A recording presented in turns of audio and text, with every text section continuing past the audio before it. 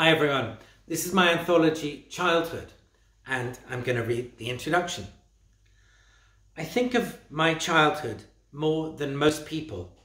The reason is that, the way I see it, the childhood years are a magical realm of delight, or at least they ought to be, a testing zone for ideas, emotions, sentiments, and all kinds of other interrelated components. They allow a lump of dough to be kneaded before it's baked into bread. I believe we are born into the world with a default psychological setting, one that prepares us in the most perfect way for life. The problem is that Occidental society has reprogrammed itself to phase out the genius of our original calibration. Through a decade or more of so-called education, children sit in a class and are taught how to understand the society they will inherit. However well-meaning, I believe the conventional educational system doesn't prepare children at all because it's going about it in the wrong way. When Ariane and Timur were young, I fretted a great deal, anxious for them to evade reprogramming and maintain the default setting of imagination with which they were born. One evening, as I got them ready for bed, they asked me for a story. In my restless state, I remembered one my father used to tell us, a tale called When the Waters Were Changed. When they were in their pajamas and tucked into bed, I told them the tale, and this is how it goes. There was once a land where the water was very sweet, and where everyone was very happy indeed. The trees were tall, the flowers scented, and the mountain landscapes pristine. One day a man who lived in a remote valley had a dream. Through it he learned that in the coming weeks the waters of the region would change overnight. The sweet water everyone knew and loved would be swapped for new water. It would look the same and taste the same, but the new water would change the way people would think. Through his dream, the man came to understand that he had to channel the existing water into a reservoir and drink only from that supply.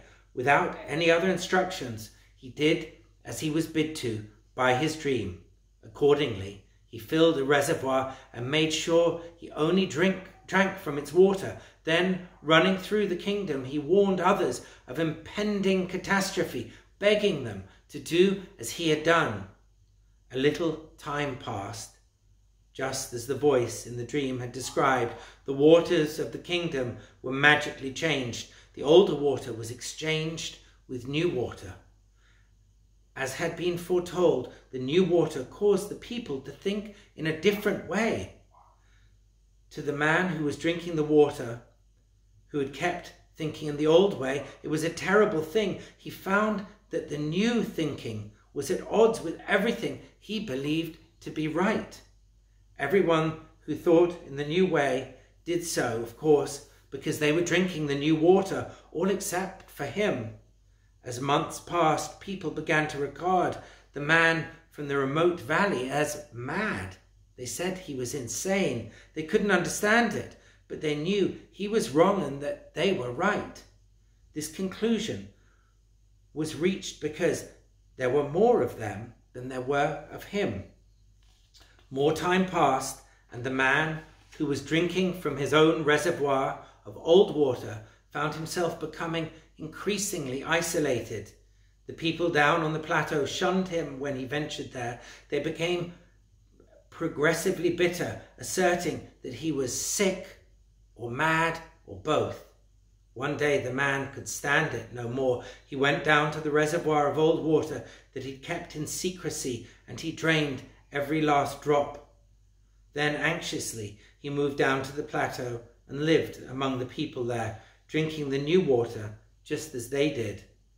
At first they continued to spurn him, but with time they saw he was quite sane, and that they'd say to each other that the old man had gone mad for a while, but he had eventually reverted to normality again, thanks to the power of prayer.